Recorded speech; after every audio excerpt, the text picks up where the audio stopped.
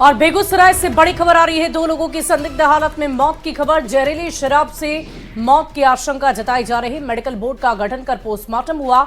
एक मृतक का पोस्टमार्टम नहीं हो सका। चिरिया बरियारपुर के मेहदा शाहपुर की घटना है।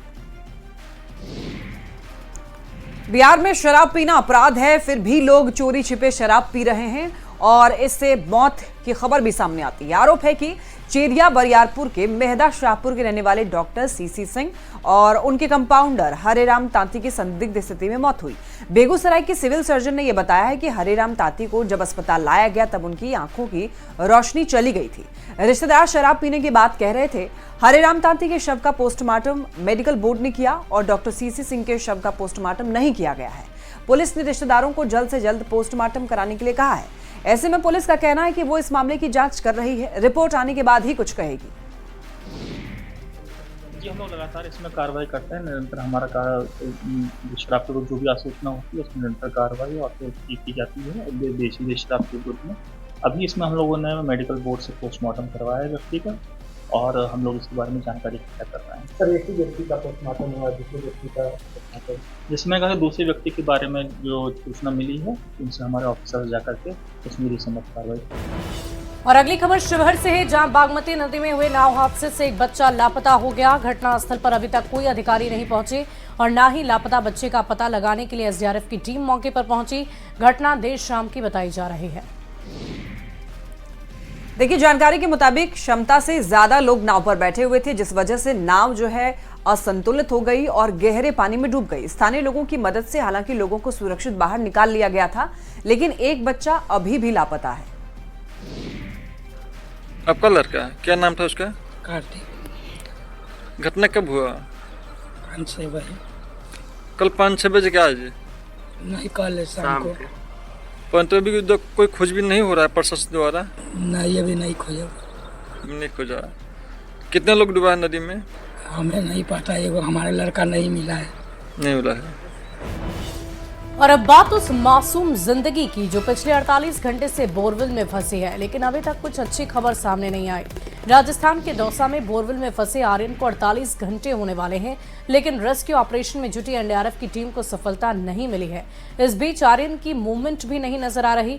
ऐसे में आशंका जताई जा रही है कि आर्यन बेहोश हो सकता है। आर्यन के स्वास्थ्य की मॉनिटरिंग भी की जा रही है। देखिए, इस मामले में आपको बताते चलें कि डॉक्टर जयदीप ने कहा है कि आर्यन को ऑक्सीजन लगातार दी जा रही है, लेकिन मंगलवार 12 बजे के बाद से कोई मूवमेंट नहीं देखा जा रहा है और इसीलिए आर्यन की वास्तविक हालत के बारे में ज्यादा कुछ नहीं कह सकते हैं। हालांकि हो सकता है कि आर्यन अचेत हो, यानी कि हो सकता है बेहोश हो आर्यन। जब भी निकाला जाएगा उसे एम्बुलेंस से अस्पताल ले जाकर के वेंटिलेटर पर रखेंगे। बता दें आपको, आर्यन जो है वो बोरवेल में पानी से 3 से 4 फीट ही ऊपर है और पाइलिंग मशीन से खुदाई जारी है। खुदाई के बाद में पाइप डाले जाएंगे, फिर एनडीआरएफ की टीम कैप्सूल से अंदर जाएगी और एक समानांतर सुरंग भी बनाई जाएगी। बात बांग्लादेश की करेंगे, जहां हिंदुओं के ऊपर हमले रुक ही नहीं रहे। ढाका से बड़ी खबर आ रही है। वहां कट्टरपंथियों ने इस्कॉन से जुड़े एक सदस्य के घर पर हमला बोल दिया। पीड़ित ने सोशल मीडिया पर लाइव आकर हमले की जानकारी दी है। और देखिए, वीडियो में इस्कॉन के सदस्य जो है वो रोते हुए दिखाई दिए। उनका परिवार भी बिलखता हुआ दिखाई दिया। ये लोग मदद की गुहार लगा रहे हैं। इससे एक रोज पहले भी कट्टरपंथियों ने इनके ऊपर हमला किया था, जिसका उन्होंने फेसबुक पर विरोध किया और विरोध के बाद कल फिर से इस्कॉन से जुड़े हुए सदस्य के घर पर उसको मारने के लिए लोग पहुंच गए। महाराष्ट्र के परभणी में हंगामा हुआ है। परभणी में संविधान के अपमान के बाद हिंसा भड़क गई। परभणी के कई इलाकों में आगजनी हुई है। संविधान का अपमान करने वालों को फांसी देने की मांग लगातार जारी है।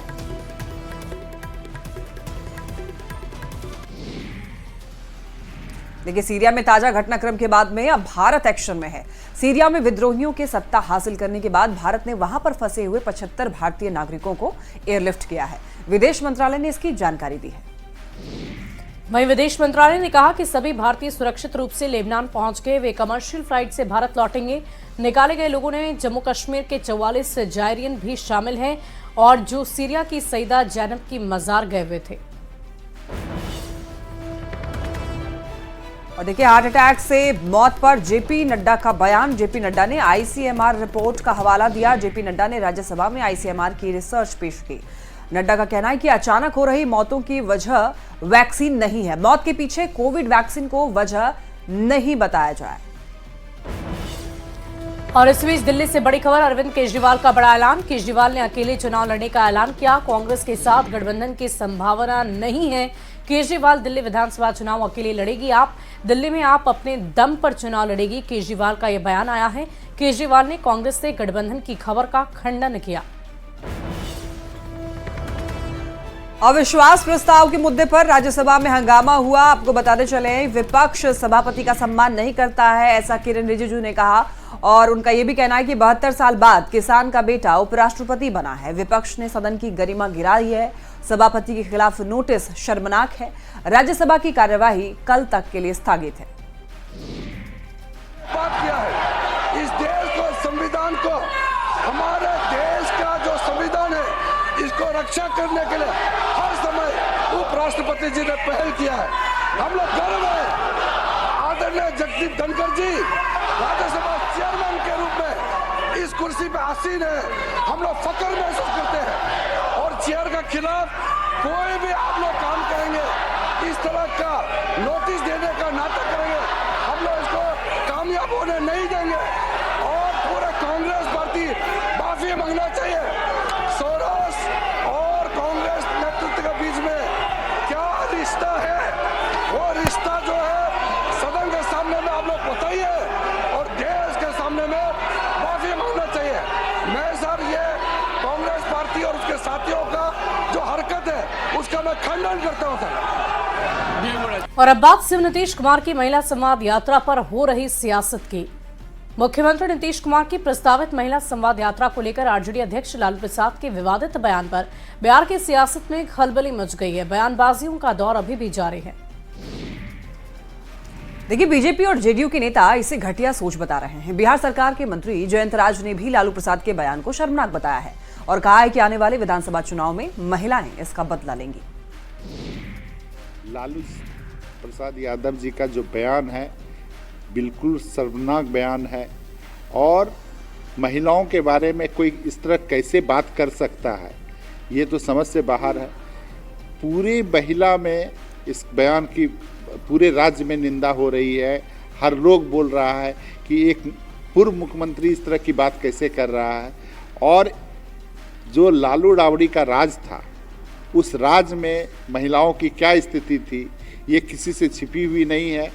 और आज के समय में माननीय मुख्यमंत्री जब 2005 से जब सरकार में आए हैं, महिलाओं पे कितना काम हम लोगों ने किया है, ये भी किसी से छिपा हुआ नहीं है। इनके बयान की हम लोग तो घोर निंदा करते हैं, लालू यादव के बयान की घोर निंदा करते हैं और इस तरह के सार्वजनिक जीवन में इस तरह की बातों को नहीं बोलना चाहिए।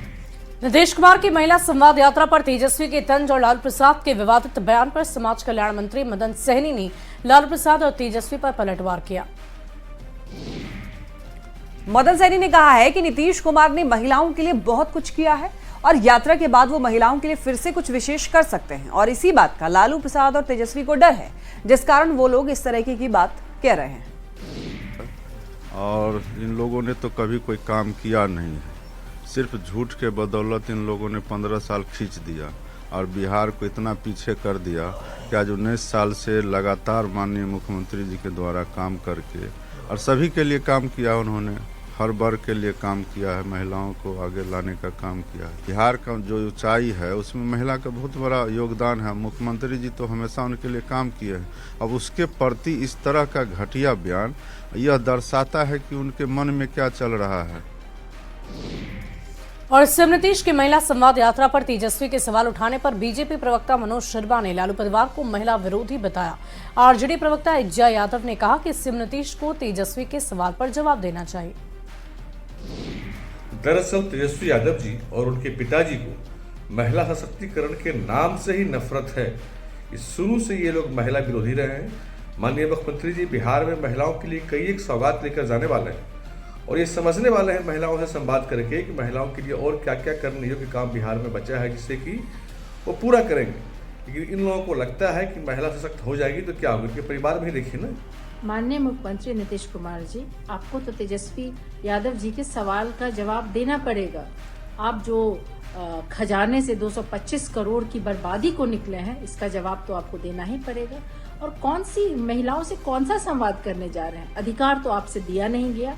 आधी आबादी महिलाएं हैं, न कोई सर्वोच्च पद पे हमें 50% रिजर्वेशन आपने किया महिलाओं के लिए, विधानसभा में 50% रिजर्वेशन नहीं है महिलाओं के लिए, जीविका दीदी हो, आशा दीदी हो, ये लोग को आप राजकर्मी का दर्जा नहीं दे रहे हैं। सीएम नीतीश को लेकर लालू प्रसाद के विवादित बयान पर शिवहर सांसद लवली आनंद ने लालू प्रसाद पर महिलाओं का अपमान करने का आरोप लगाया है। साथ ही भाषा पर संयम रखने की नसीहत भी दी। बहुत गलत बात बोल रहे हैं, ये जो लालू जी बोल रहे हैं ये बहुत ही गलत है। हमको तो लगता है कि बुढ़ापा में सठिया गए हैं। ये महिला जाति का अपमान है, इस तरह से नहीं बोलना चाहिए। मुख्यमंत्री के पद पर रहे हैं लालू जी, और महिला जाति के लिए इस तरह से बोलना और माननीय मुख्यमंत्री जी के लिए इस तरह से बोलना शोभा नहीं देता है उनको। वहीं बांग्लादेश में हिंदुओं के साथ हिंसा और अत्याचार पर झारखंड के स्वास्थ्य मंत्री डॉक्टर इरफान अंसारी ने बड़ा बयान दिया। इरफान अंसारी ने कहा कि बांग्लादेश में सनातनी भाइयों के साथ गलत हो रहा, ऐसे में पीएम मोदी से कहूंगा कि वो बांग्लादेश पर अटैक कर दें। इरफान अंसारी ने कहा है कि बांग्लादेश में हिंदू भाइयों के साथ अत्याचार देखकर अच्छा नहीं लग रहा। हिंदू भाइयों पर जुल्म नहीं होना चाहिए।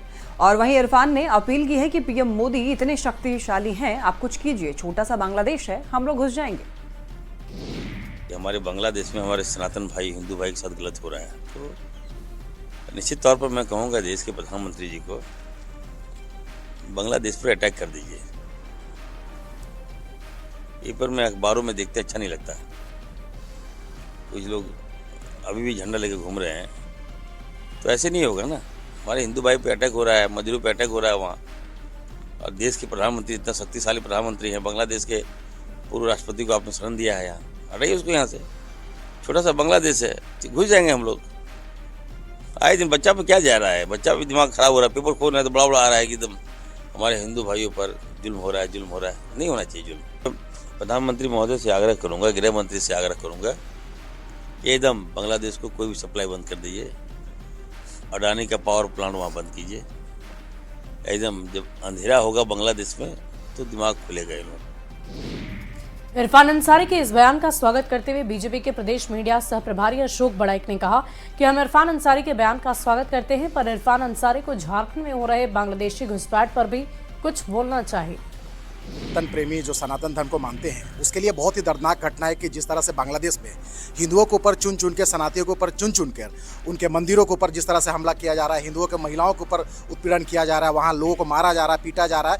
धर्म के नाम पर इस तरह से प्रताड़ना नहीं होनी चाहिए। अब मुझे लगता है कि इरफान अंसारी इस देश के नागरिक है और मुझे लगता है कि उनका बयान का मैं स्वागत करता हूँ, लेकिन साथ ही झारखंड में जिस तरह से बांग्लादेशी घुसपैठी झारखंड के अंदर उनके सरकार के संरक्षण में जिस तरह से संथाल परगना में आए दिन छोटे मोटे इस तरह की घटनाएं करते रहते हैं, उसमें भी इरफान अंसारी जी को बयान देने की आवश्यकता है।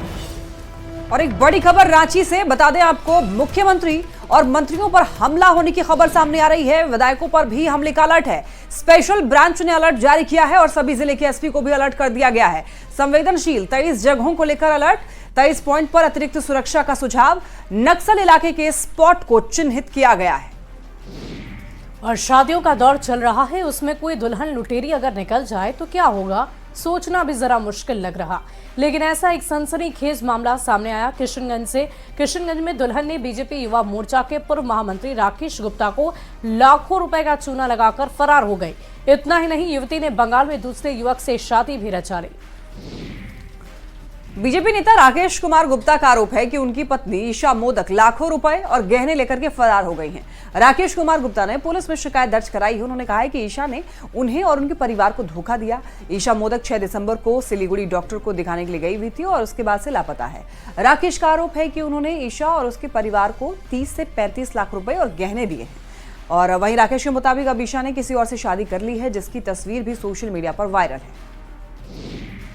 मेरी पत्नी बोलती थी कि ये लोग टॉर्चर करता है हमको, तुम एटीएम कार्ड बना दिया है, तुम जल्दी हमको यहाँ चले जाओ, ये लोग टॉर्चर कर रहे हैं हमको, तुम एटीएम कार्ड हमको टॉर्चर करता है, बोला सुसाइड कर लेंगे पूरा परिवार, मेरे बात नहीं मानो तो ये लोगों को भगाया सौदा करके, सौदा किया उसके साथ से उसको भगाया किया पैसा लेके। हमको बोला कि तुमको बार बार टॉर्चर कर, हमको टॉर्चर कर, एटीएम बनाया तुमको पैसा मंगवाना चाहता है, पैसा मंगवा दो, जमीन खरीद दो, पैसा लगा दो, घर का सामान खरीद दो, सब हमको करवाया। वहीं मोतिहारी पुलिस ने रेलवे में नौकरी दिलाने के नाम पर ठगी करने वाले गिरोह का खुलासा किया। पुलिस मुफस्सिल थाना के भटहा गांव से पप्पू कुमार उर्फ सन्नी कुमार को गिरफ्तार कर लिया है। पुलिस ने उसके पास से रेलवे के फर्जी कागजात, आरपीएफ का वर्दी, बैच, कैमरा, लैपटॉप, एक पिस्टल, 14 कारतूस और 2 मैगजीन भी बरामद किए हैं। इससे पहले सन्नी कुमार पर सोनपुर में फर्जी तरीके से रेलवे में नौकरी देने और जालसाजी का भी मुकदमा दर्ज है। आज दिनांक 6/12/24 को मुफासिल थाना अंतर्गत भटहा से अपराधी सनी कुमार पिता कृष्णा सनी को एक ऑटोमेटिक पिस्टल, 2 मैगजीन और 14 राउंड गोली के साथ गिरफ्तार किया गया तथा एक बहुत बड़ा फर्जीवाड़ा गैंग का उद्भेदन किया गया।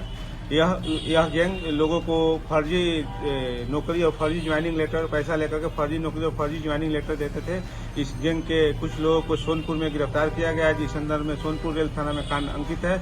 उसी सूत्र के आधार पर इस गैंग का खुलासा किया गया है। और अगली खबर आरा से, जहां के कोइलवर थाना क्षेत्र के दौलतपुर गांव में इंटर के छात्र का शव बरामद हुआ। छात्र के घर से कुछ ही दूरी पर झाड़ियों में शव बरामद किया गया। मृतक के शव पर चोट के निशान हैं। घटना के बाद आसपास के इलाके में सनसनी मच गई। मृतक के परिजनों ने हत्या की आशंका जताई है। गांव के ही कुछ लोगों पर हत्या का आरोप लगाया है। मृतक के मामा के मुताबिक 4 दिन पहले छात्र का गांव के ही किसी व्यक्ति से मामूली विवाद हुआ था। फिलहाल पुलिस पूरे मामले की छानबीन कर रही है। 2-4 रोज पहले एक आदमी से उसको लफड़ा हुआ था। किस बात को लेके? तो हम लोग आए तो देखा तो किस बात को लेकर लफड़ा हुआ था? तो ये तो पूरा हमको कंफर्म मालूम नहीं है, इसकी मम्मी को पूरा मालूम है। तो धमकी उमकी दिया था क्या? हाँ, वो लोग धमकी उनकी भी, इसकी मम्मी को भी फोन पर बोल रहा था लोग ना कि आप मैंने आपको लड़का को ऐसे बोल रहे हैं, तो ऐसी बड़ा वो खोज रहे हैं, तो ये कर रहे हैं, तो वो कर रहे हैं। तो हम कह रहे हैं कि ऐसे चलो ऐसे चलो। मैंने कहाँ चलो? कोई काम के लिए अपना गैंग में। मैंने कहाँ गैंग? मैंने अपने संगत में, साथ संगत में काम करने, यहाँ चलो वहाँ चलो। तो ये नहीं जा रहा था? नहीं जा रहा था। खबर आरा से, जहां पोखरा में डूबने से रिटायर्ड सरकारी अमीन की मौत हो गई। बताया जा रहा है कि मृतक अच्छे लाल शर्मा को अपने भाई से जमीन को लेकर 12 साल से विवाद चल रहा था और करीब 2 महीनों से इस विवाद में ने काफी तूल पकड़ लिया, जिसे लेकर काफी कहासुनी हुई और मृतक के परिजनों ने पटीदार पर ही हत्या के आरोप लगा दिए। पुलिस इस पूरे मामले की तहकीकात में जुटी हुई है।